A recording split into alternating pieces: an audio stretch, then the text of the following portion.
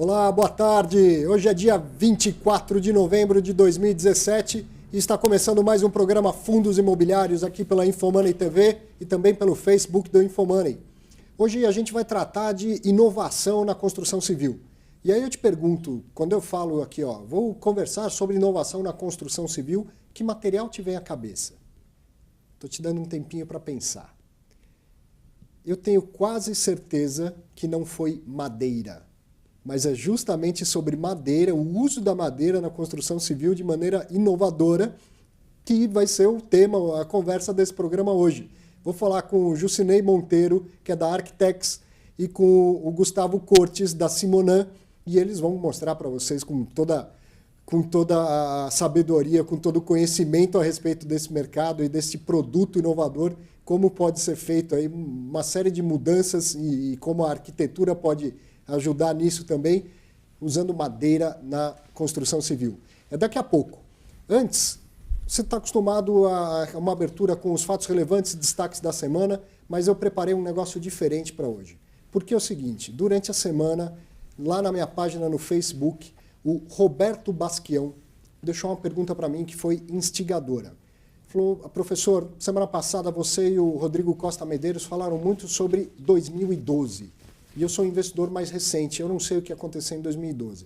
Olha, eu quero já te agradecer, Roberto, essa pergunta foi para mim um alarme. Falei, opa, ele tem toda a razão, né? Todo mundo que assiste, ninguém é obrigado a saber o que aconteceu em 2012. Mas foi um fato marcante. Vocês sabem que a gente fala disso o tempo todo. Então eu preparei um especial aqui para explicar para você, Roberto, e para todo mundo o que foi o ano de 2012 e o início de 2013 nesse mercado de fundos imobiliários e complementar aquele raciocínio da semana passada, se 2007 é igual ou não. Então vamos ver? O que foi 2012 para o mercado de fundos imobiliários? Quero dar um pouco de contexto. A taxa Selic estava na sua mínima histórica, em 7,25% ao ano.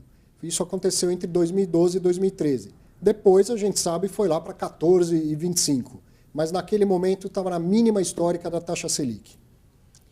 O IFIX, esse gráfico é do IFIX ajustado pela inflação, pelo IPCA, atingiu a sua máxima histórica em março de 2013, mas repara também a escalada toda aqui, desde 2010, 2011, o IFIX vinha subindo, e aí a imprensa fala bastante de fundo imobiliário, vem valorizando 20% ao ano, 30% ao ano, aquela coisa toda. Bastante gente começa a se interessar, muita pauta na imprensa e chama atenção. A gente sabe como funciona. Chama atenção de quem não conhece, de quem nunca viu, o negócio está valorizando, então vamos atrás, vamos investir em fundos imobiliários. Também chama atenção da indústria. Olha só, em 2011 a gente tinha 66 fundos listados na B3. Em 2013 já eram 112, 70% a mais. Ou seja, um monte de novos fundos imobiliários chegando ao mercado, num momento em de taxa de juros muito baixa, investidores ávidos por alternativas à renda fixa e, pela primeira vez, muita gente ouvindo falar de fundos imobiliários. Você sabe que esse produto existe desde 93, mas há quem considere que 2012 foi um renascimento. E esses novos fundos que estavam chegando, muitos deles vinham com uma palavrinha mágica aqui, renda mínima garantida. Isso, como eu sempre falo, parece um pop-up para o investidor pessoa física. Ele vê isso na frente dele e não enxerga mais nada. As pessoas iam investindo, pode trazer para mim aqui, viu? As pessoas entravam em todos os IPOs porque tinha renda mínima garantida, porque era fundo imobiliário, porque rendia mais do que o CDI, sem de fato analisar o que estava investindo, sem de fato analisar qual é o ativo que tinha lá, qual era o imóvel, qual era o recebível, se era um monoativo, se era um multiativo. Então muita gente entrou mesmo no oba-oba. E por outro lado, na indústria, muitas casas saíram também atendendo essa demanda. Pô, todo mundo quer fundo imobiliário, a gente tem que ter um fundo imobiliário para distribuir. E aí muita gente saiu criando fundos, novos administradores, novos gestores, também com pouca experiência no mercado. Resultado é que essa fase boa, ela estava perto do fim, né, por toda uma conjuntura política, econômica e do mercado imobiliário, que eu vou mostrar já. E aí, então, depois de março de 2013, começou uma queda, uma desvalorização do IFIX, que perdurou aí até o ano passado. Olha aqui, ó, o número de investidores. Quando eu falo que muita gente nova chegou no mercado, olha isso. De 2012 até o início de 2013, esse dado é de abril de 2013, foram 70 mil novos investidores, ou 194% a mais de novos investidores. Muita gente que, de fato, não estava bem informada do que estava se passando naquele momento. Outro dado interessante daquela época, ó, o valor de mercado dos fundos imobiliários estava acima do valor patrimonial. As pessoas estavam pagando ágio pelos fundos imobiliários na Bolsa, porque era um momento de tanta, mais do que euforia, mas de otimismo, acreditando que os fundos imobiliários, que os imóveis iam continuar se valorizando o tempo todo, então eu poderia até pagar ágio sobre as cotas, né, dos fundos imobiliários, que no futuro isso ia valorizar e ia chegar lá, ia valer a pena pagar esse ágio. Muito bem. E o mercado imobiliário? Esse quadro é interessantíssimo. Em 2011, veja aqui, ó, esses dados são da Colliers, mais ou menos dessa época de 2013. Em 2011, a vacância de lajes corporativas de alto padrão em São Paulo era praticamente zero. 1,6% dos imóveis que existiam estavam vagos, ou seja, eles estavam quase que todos ocupados. Em 2012, isso já começou a subir. Em 2012, que foi o momento desse relatório, a vacância já era 7,6%, projetava 14% para o final de 2012, 15% para o início de 2013. Por que isso? Porque essas consultorias, você já viu vários consultores aqui, eles conseguem fazer uma varredura muito interessante do que está sendo construído e quando isso tende a ser entregue. Então já sabia que a entrega ia ter um volume muito grande a partir de 2013, 2014 e 2015. Por que isso? Ciclo do mercado imobiliário. O empreendedor do mercado imobiliário, quando ele vê isso aqui, ó, os aluguéis estão em alta, muita gente procurando imóveis e não tem imóvel para entregar, é o momento que ele fala, vou construir. Todo mundo quer construir no melhor momento. Só que imóvel não é um produto rápido. Você começa num PIB e entrega no outro. Começa num cenário e entrega em outro. E aí, quando todo mundo começou a construir ao mesmo tempo, todo mundo entregou ao mesmo tempo. E a oferta cresceu demais de uma só vez. E a demanda? Olha que interessante esse dado. Ó.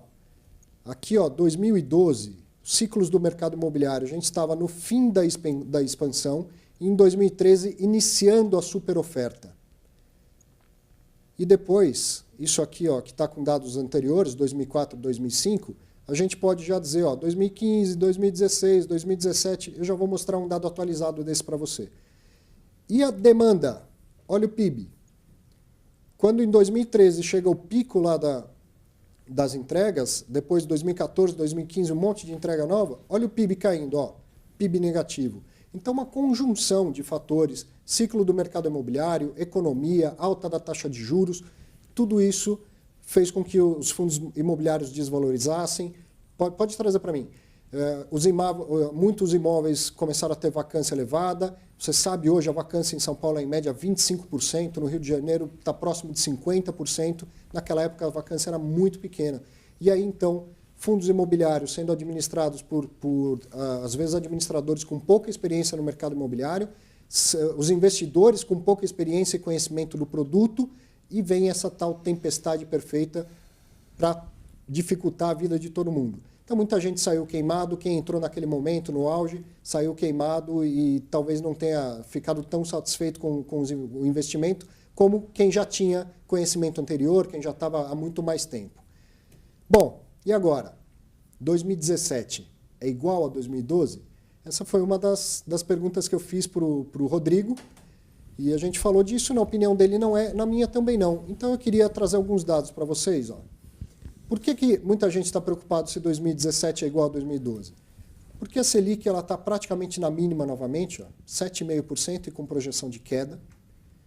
E porque o IFIX está na sua máxima histórica, já ajustado pelo IPCA.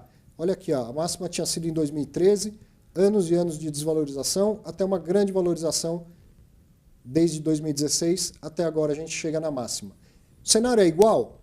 Olha, a taxa de juros é baixa, o IFIX está na máxima. Mas e se a gente olhar para frente, o que eu reparo que tem de diferente agora? Ó, tem menos emissão no mercado, e o mercado tem sido mais seletivo. Menos fundos imobiliários chegando, naquela época chegavam muitas ofertas ao mesmo tempo, e o mercado está bem mais seletivo, nem todo mundo está conseguindo captar todo o volume que pretende e tal. Ainda nenhuma emissão veio com a tal da renda mínima garantida. Eu disse ainda, porque eu acredito que vai acontecer novamente. Mas o investidor já deve estar sabendo do que é a renda mínima garantida, sabendo dos seus prós e dos seus contras. Se você não sabe, procure... tem um programa que a gente fez no ano passado a respeito disso. Faz o seguinte, manda um recadinho para mim lá no Facebook, que eu posto esse vídeo explicando sobre a renda mínima garantida. Os fundos novos, eles estão vindo maiores, eles já estão vindo bem diversificados, multiativos. Outro cenário, não é mais o fundo do prédio A, o fundo do prédio B. Outro cenário. Os agentes do mercado como um todo são mais experientes, os administradores, os gestores, os distribuidores, todo mundo já tem um maior conhecimento sobre o mercado. Os bons gestores ficaram evidenciados. Eu acho que hoje todo mundo já é capaz de falar, pô, esse cara, ele atravessou pela crise, não foi fácil, o fundo dele também desvalorizou, ele também está enfrentando vacância, mas ele conseguiu navegar esse navio no meio da crise e todo mundo saiu são daí. Então, os bons gestores já estão evidenciados e a imprensa faz uma cobertura muito melhor. A gente tem esse programa hoje que não existia em 2012, tem uma série de consultorias, tem cursos, tem livros, tem um monte de sites, muita gente que já passou por aqui, ou seja, o cenário é diferente, tem muita informação de qualidade à disposição, tem muita gente séria batalhando para que você tenha mais conhecimento e sem oba-oba, sem euforia. Então, eu realmente acredito que o cenário tem tudo para ser diferente. Qual é o maior risco? A taxa de juros voltar a subir muito, ir lá para 12%, 13%, 14% de novo, seria um grande problema. Ainda assim, fundo imobiliário não é renda fixa, não é só taxa de juros. Ele tem um componente parecido na renda fixa, mas ele é um produto de renda variável e que conversa com a renda fixa e com o mercado imobiliário. E o mercado imobiliário? Olha lá, olha sua tela. Duas consultorias que já passaram por aqui, JLL e Engebank. As duas trazendo aqui que no momento a gente está no período de recuperação. Se em 2012, 2013 a gente estava aqui no pico, agora a gente está aqui, mercado de São Paulo, de escritórios corporativos, num momento de recuperação. Esse dado da JLL, esse dado aqui da Engebank, também falando é o momento de ação, é o momento da recuperação para depois o momento da expansão. Então é isso, eu de fato acredito que o momento é diferente. Como eu falei na semana passada, 2012 era época de colheita, 2017 é momento de plantio. Significa que eu estou certo, que vai dar tudo certo daqui para frente? Claro que não, a minha análise pode estar errada. Eu estou mostrando aqui os meus fundamentos, o racional da minha análise, para te ajudar a fazer o seu racional, a tomar as suas decisões. Tá ok? Era isso, espero ter contribuído para você que não vivenciou 2012, agora saber o que se passou e não cometer os mesmos erros. Para não cometer os mesmos erros, minha dica é curso Viva de Renda com Fundos Imobiliários. Aproveite, hoje é o último dia da Black Friday. Você vai comprar esse curso pela metade do preço, não só o curso de fundos imobiliários, todos os 22 cursos do Infomoney Educação, pela metade do preço. Só que hoje é o último dia. Eu estou muito feliz porque está sendo um sucesso as vendas desse curso na Black Friday. Fico feliz de saber que eu estou conseguindo contribuir com isso, levar conhecimento para o Brasil inteiro para ajudar a formar investidores mais conscientes.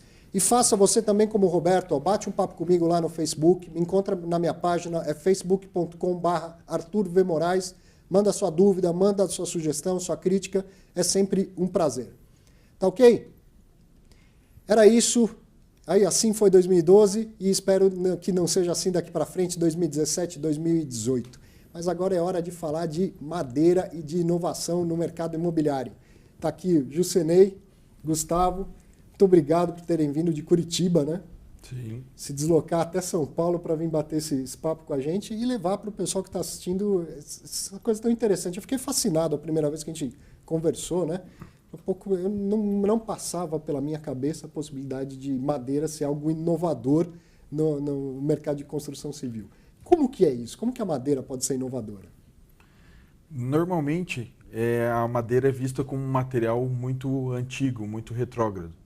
Então a gente acaba tendo uma dificuldade de mostrar como o setor evoluiu e como a construção civil pode contar com a madeira como um material, um elemento com alta tecnologia agregada e que vai cumprir sua função estrutural e, ao mesmo tempo, vai agregar valor a um imóvel, vai agregar valor na construção em geral. Tá? Como que isso foi possível? Tá?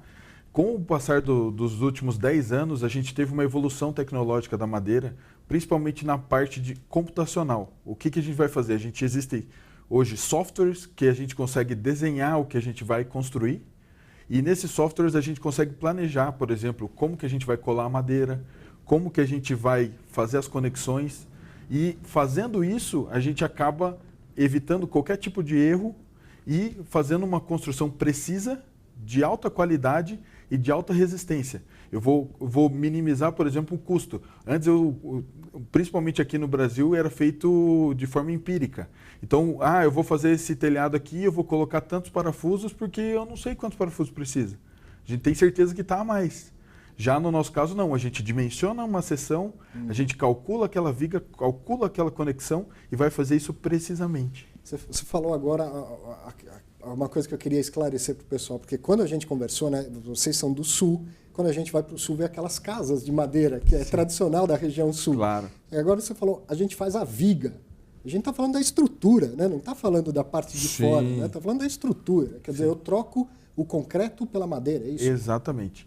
Na verdade, a gente vai trabalhar trocando um material de superestrutura, um concreto, um aço, por outro material de superestrutura, madeira.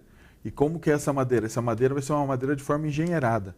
Nós vamos ter painéis laminados cruzados, por exemplo, o CLT, e vamos ter painéis formando vigas, que são basicamente lâminas de grande extensão, que a gente elimina os defeitos da madeira, tornando ela muito mais homogênea e formando a peça calculada que foi dimensionada anteriormente. E você está falando desses cálculos todos e tal, você é engenheiro especializado em madeira. Exatamente. E tem um núcleo de inteligência nisso lá no Sul, né? Exatamente. Na verdade, a gente está trabalhando, desenvolvendo essa técnica no Brasil e no mundo, tá? A Simonin é uma empresa francesa de estrutores de madeira, que esse ano está fazendo 50 anos. Essa empresa tem um know-how suficiente para fazer e executar todo tipo de obra. Estamos falando desde uma garagem a um estádio de futebol.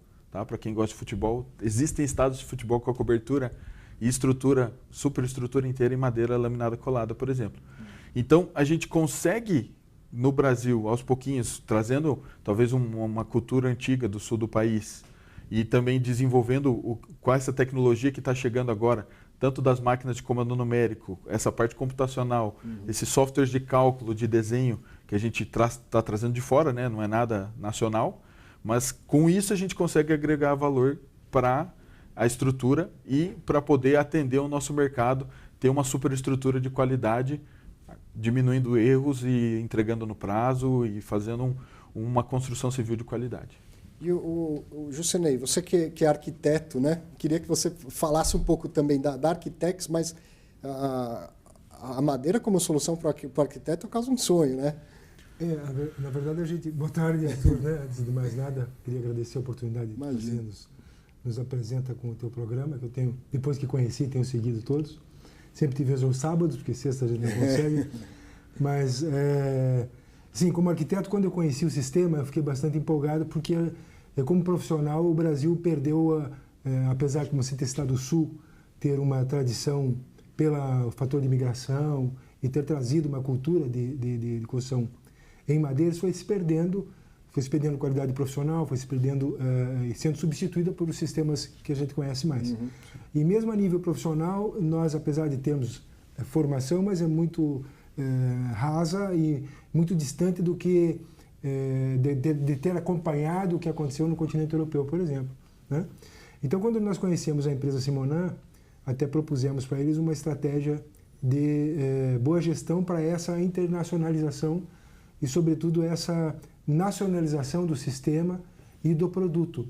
Porque nós, ali como profissionais de mais de 20 anos de experiência em obra, percebemos realmente as vantagens implícitas no sistema, no processo, no produto, desde mão de obra, desde o planejamento, né, a execução, enfim, e que realmente vai mitigar os grandes problemas que nós da construção civil enfrentamos no dia a dia. Então, é uma garantia de prazo, uma redução real de tempo de execução, o que alinha muito bem com a proposta aqui desse universo que nós estamos conversando de mercado imobiliário, fundos imobiliários. Uma segurança muito maior para o investidor no produto que vai ser planejado e ser entregue, e uma série de valores agregados que a gente poderia ter aí uma lista bastante grande e para estar expondo sobre essas vantagens reais no processo.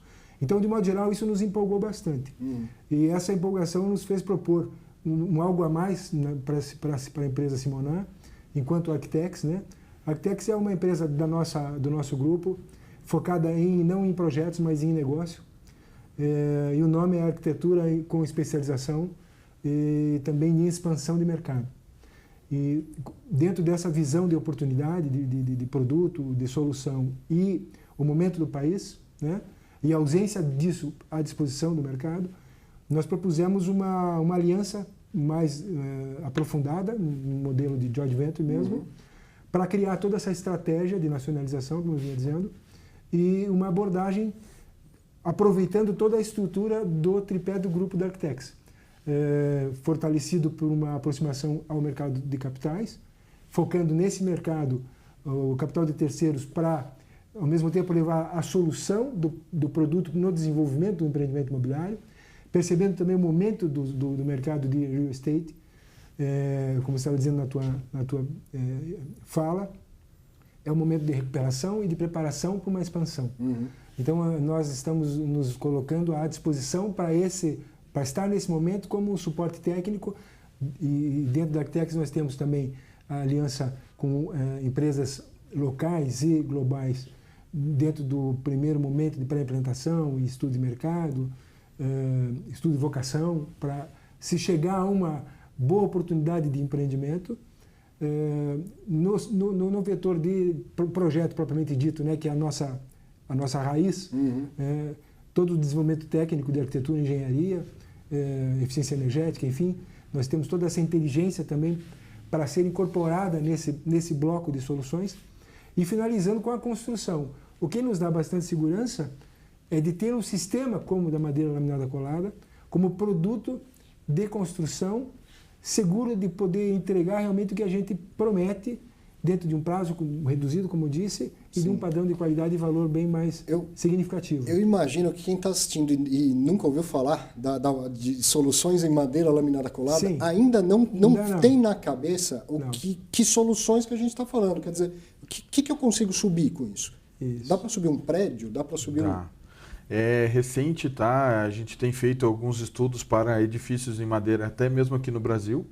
Tá? Hoje, atualmente, é um edifício no Canadá, tá? Chama UBC, da Universidade de British Columbia, no Canadá, em Vancouver. Esse edifício tem 18 andares. Caramba. E toda a superestrutura é de madeira laminada colada. Todas as colunas são madeiras laminadas coladas. Toda a parte de laje é do painel cruzado colado, que eu estava comentando. E todas as fachadas, todos os fechamentos são no sistema wood frame, que é bastante conhecido no norte da América, né? Então, o que eles já estão acostumados a fazer. Então, um prédio desse, a gente pode até procurar no YouTube a montagem desse prédio, começou dia 6 de junho, dia 10 de agosto estava pronto. Caramba. A montagem da estrutura. Então, se ganha tempo, se ganha em qualidade e, principalmente, não existe limite.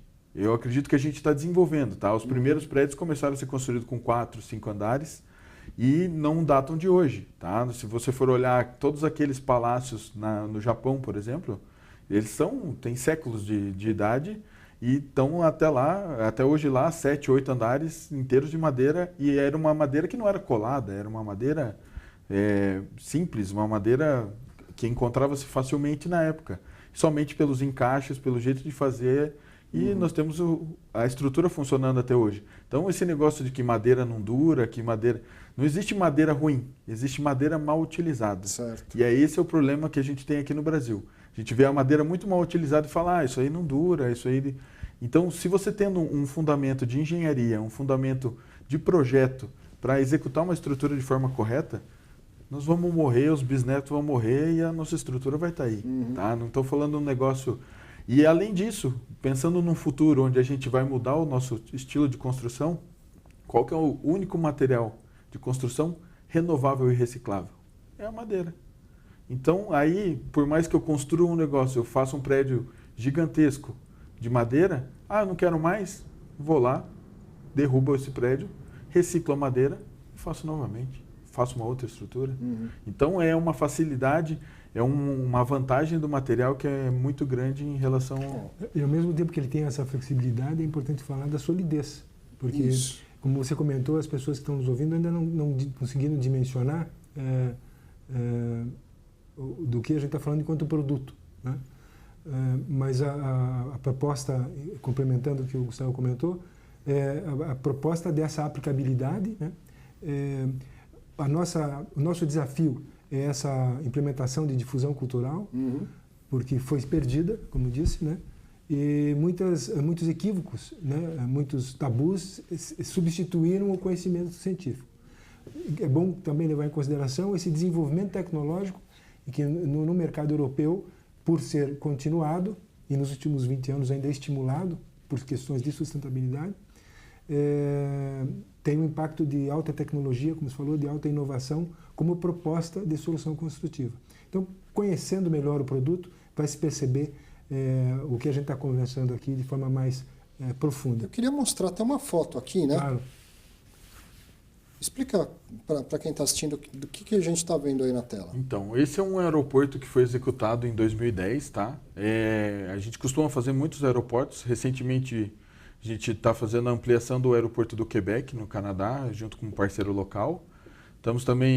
Acabamos terminando, também com esse parceiro da região do norte da América, um aeroporto nos Estados Unidos. E esse é o tipo de construção que a gente costuma fazer para os aeroportos, vamos dizer assim, é uma construção que tem que ser rápida.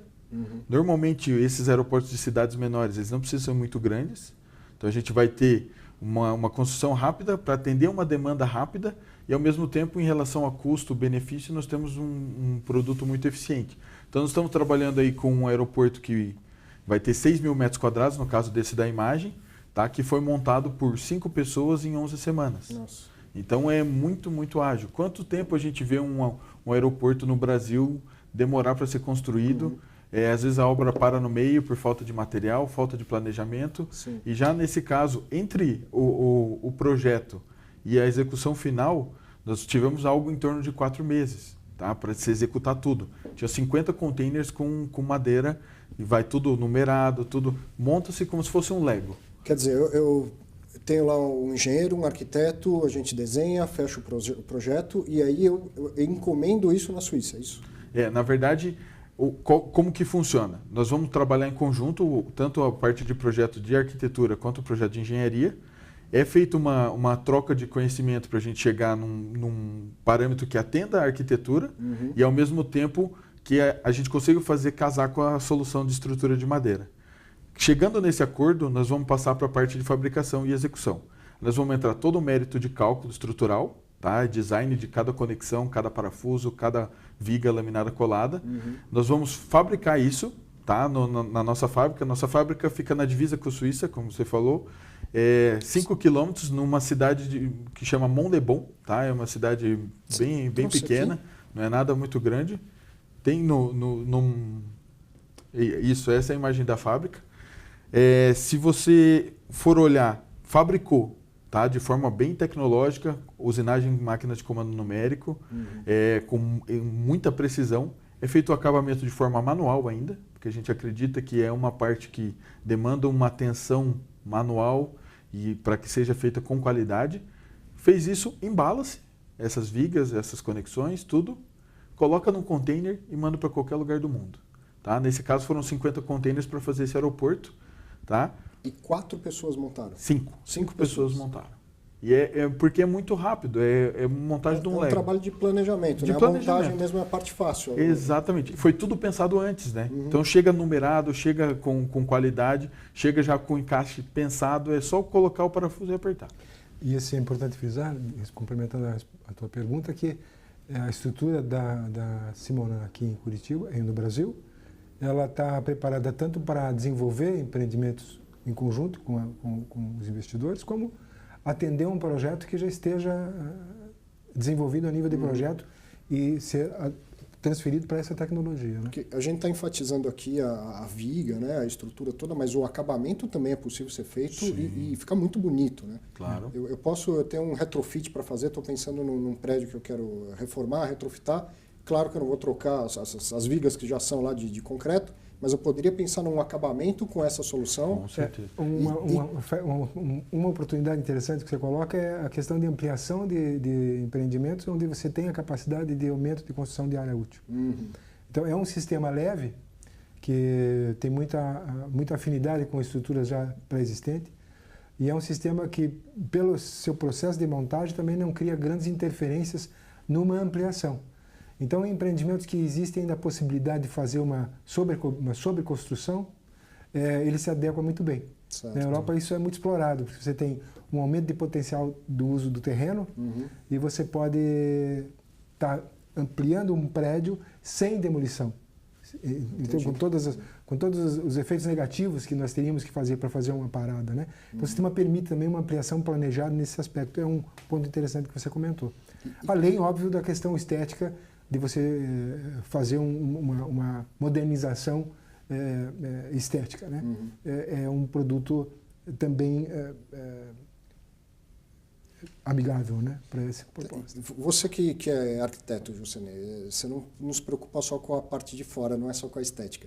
E para dentro, para o usuário do imóvel, como que é essa experiência? Tem muita diferença de um imóvel total tradicional? Total diferença, porque ele tá alinhado com uma corrente bastante atual, que é do design biofílico. Né? É você desenvolver um projeto de ambiente construído com um contato à natureza ou um resgate à natureza.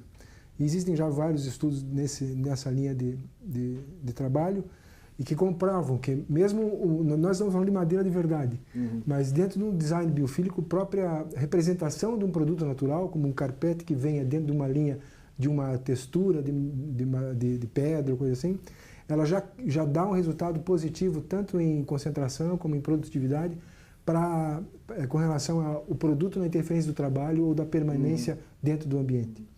Então, a madeira, ela, por ser um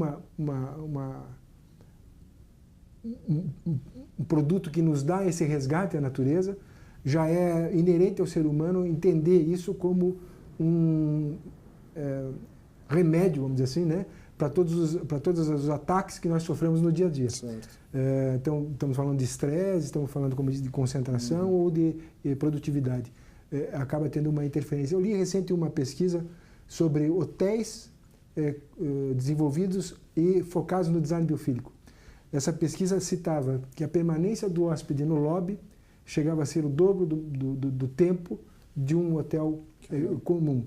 Então, o uso é muito maior. O número de relatos deixados e relatos positivos de satisfação da experiência no hotel também aumentou significativamente. E com segurança atribuídos a esse atributo. Ou visão da natureza, ou um resgate de uma percepção da natureza. Então, dentro dessa corrente de design biofílico, o sistema de madeira é completamente... E uma questão assim, é muito quente, é muito frio, num dia de calor a madeira esquenta mais do que o concreto? Não, pelo contrário. Não, pelo contrário. Na verdade, existe uma série de componentes de madeira que a gente pode trabalhar, tá? Então, a gente pode fazer toda a estrutura horizontal, vamos dizer, as vigas mesmo, pode fazer uma estrutura laminada colada. Existe produtos, componentes estruturais, como o painel, vou dar um exemplo, o Sapizol, que é o nosso painel patenteado. O que ele é? Ele é uma camada de madeira em cima, um isolante térmico no meio e outra camada de madeira embaixo. Certo. Então, o que ele faz? Ele suporta as cargas de telhado, ele faz o isolamento térmico e você olhando por baixo ele já está fazendo forro. Então, é um material que te faz ganhar muito tempo na construção, é lindo e tem um desempenho estrutural espetacular. Então, você diminui a quantidade de vigas que você precisa, porque ele faz um vão, só para você ter uma ideia, com 100 kg por metro quadrado numa estrutura, que é um carregamento, vamos dizer assim, comum, a gente vai chegar a ter um vão livre com o menor painel que a gente tem, o menos espesso, de 4 metros. entre vigas. E eu podendo chegar a esse vão a 6, 7 metros, 8, dependendo do caso. Isso tudo aumenta o conforto. Aumenta o conforto e o aspecto, né? Se a gente não quiser ter uma estrutura muito repetitiva, ou se a gente quiser ter grandes vãos abertos, a gente vai conseguir fazer com esse sistema. Se tem mais alguma foto aqui? As fotos eram grandes, pesadas, mas eu recomendo que entre, né, no site da Architects ou mesmo no Simoná. Realmente o produto final é muito bonito. Claro. E assim, uma das vantagens é que não existe arquitetura feita com madeira, uma estrutura pensada com madeira que ela desagrade ao olhar, né? Então você sempre vai ter uma coisa bonita, uma coisa que é pensada, vamos dizer, a estrutura faz parte da arquitetura. A estrutura é diferente de uma estrutura metálica, por exemplo, ou às vezes de alguma coisa em concreto que o pessoal acaba revestindo, acaba escondendo aquela estrutura. A madeira não, a gente já faz a estrutura pensando que ela vai ficar visível. Ela tem essa exigência, vamos dizer assim, em si, porque ela merece ser tratada não só como um elemento de infraestrutura da edificação. Então, ela, tendo esse papel estético, como você disse, ela também se propõe a ter um fator de influência da experiência muito maior. E dentro do que a gente está falando também de experiência, dentro do que se busca hoje em todos os sentidos no quesito meio ambiente, no quesito eficiência do ambiente, de eficiência da experiência, né? E do valor agregado também. Outro aspecto bastante importante, além da reutilização ou possibilidade até de, conforme o empreendimento, nós temos também estudos para empreendimentos de infraestrutura, né? Onde a mudança de uma edificação é interessante que seja feita, né, por questões de custos ou de mobilidade, mas a questão do desenvolvimento desse conjunto de qualidades, pensando numa vida longa de diminuição de manutenção do produto. A madeira ela é também um produto que exige menos manutenção desde que tenha um cuidado de fabricação ou de implantação. E em relação a custo, tem alguém que está assistindo, está pensando em construir um empreendimento, falou, opa, vou colocar essa ideia no meu radar. Boa pergunta. Vai ficar mais caro? Olha, a gente colocou assim, faz parte da nossa até estratégia de colocação desse produto no mercado. Ele por tantas qualidades, né? Ele obviamente é um produto que por si traz valor agregado. Num contexto custo de investimento e num contexto de retorno, se nós fizermos uma análise profissional, nós vamos ter resultados positivos a favor do sistema. Porque eu tenho retorno de payback, eu tenho uma valorização de produto, enfim, né? Quer dizer, a madeira vai sair mais cara do que o concreto, mas a construção vai ser mais rápida. Sim, o cheque do material é mais alto. É delicado falar isso, porque a gente tem também uma distorção cultural, né? Você não pode fazer é tolo você fazer uma comparação específica de uma parte do processo. Perfeito. Você precisa entender todo o complexo do produto para realmente avaliar se você está tendo um bom investimento ou não. Da mesma forma que um investimento financeiro, né? Então, dentro desse aspecto, dessa análise, você tem algumas regras para serem cumpridas. Quer dizer, óbvio, se você vai ter um desembolso maior, você precisa de um empreendimento que tenha capacidade de dar um retorno maior. Aí entra um pouco a nossa visão de negócio e como posicionar esse produto, essa tecnologia no mercado brasileiro. Nós já tivemos casos aqui de outras tecnologias, não muito distantes em fator de tempo, mas que se perderam num processo de falta de controle técnico ou de estratégia de mercado, onde você tinha também alguns produtos de tecnologia e que foram subutilizados e o consumidor final acaba não entendendo, não conhecendo e nem usufruindo o potencial que aquele produto ou tecnologia traria. Então, não é uma particularidade do Brasil, mas é uma capacidade de percepção de uma nova solução tecnológica e uma boa estratégia de implantar desde a difusão cultural, a normatização ou certificação, ou construção de inteligência para dar a garantia de uma eficiência no relacionamento com o cliente, né? Na formação profissional. Nós temos, falando em centro de excelência, em São Paulo também já existe um movimento para difusão da cultura do uso da madeira laminada colada. Nós fazemos parte, através da Simoná. do grupo em São Paulo. Nós temos em Curitiba, na Universidade Federal, um curso de Engenharia da Madeira, que o Gustavo que eu me formei. Exatamente, acabou indo para a França fazer dupla formação e teve a oportunidade de trazer isso de volta, até como retribuição ao país, né? Sim. E nós estamos engajando nesse projeto, e cabe à Arquitex essa estruturação de gestão, né?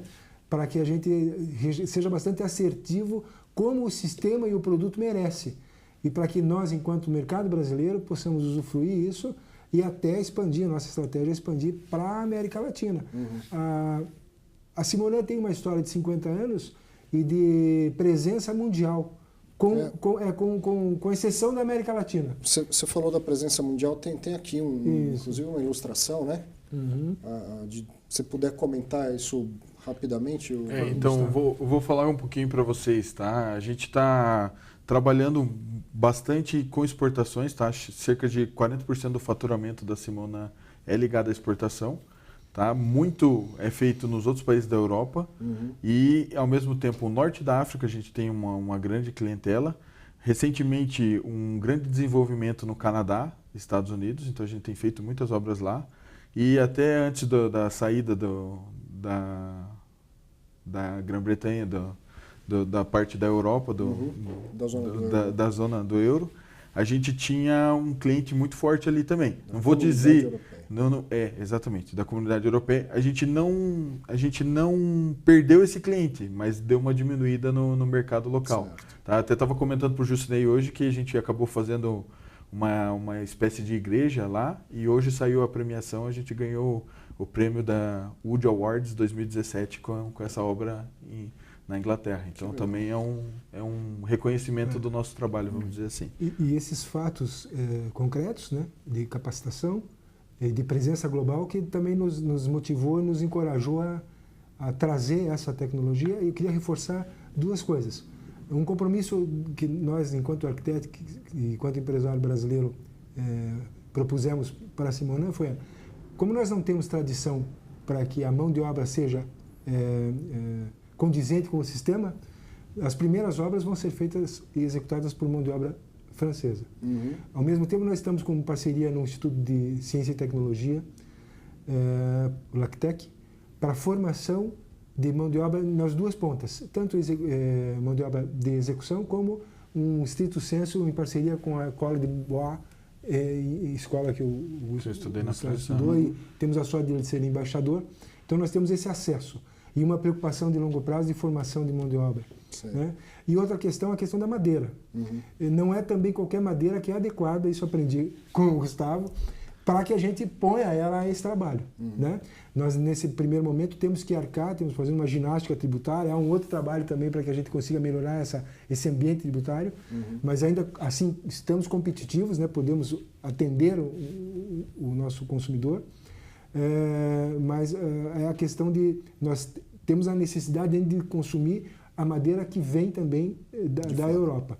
Nós temos madeira adequada, com a característica técnica adequada, mas precisamos desenvolver melhor o nosso perfil de manejo.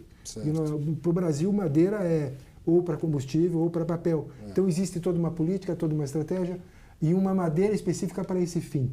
No caso da construção civil, nós temos essa necessidade. São barreiras que nós estamos bem cientes e bem conscientes, mas barreiras que estão sendo por nós administradas e mitigadas, e que não, de forma alguma, a gente gosta de deixar transparente, porque também temos a preocupação de que não entre uma concorrência, porque está havendo uma expansão desse conhecimento a nível mundial e até uma competição mundial de quem faz o prédio mais alto, né? Isso é fácil encontrar na internet, mercados que estão dentro dessa busca. Nós também temos alguns projetos aqui, dentro dessa área de avaliação de área, só retomando a parte de consultoria. Nós temos hoje, para 2017, um status de 500 mil de metros quadrados de área em gleba em fase de pré-implantação, com uma expectativa de 200 mil metros de área bruta locável, para desenvolver isso como produto com parcerias com o mercado de capitais. Em madeira com essa tecnologia? Pode ser ou não, nós vamos direcionar para que seja por essas vantagens que o sistema traz, como até sucesso no investimento, no processo do investimento e do objetivo que é gerar renda. Deixa eu te fazer uma última pergunta, o tempo já está apertado.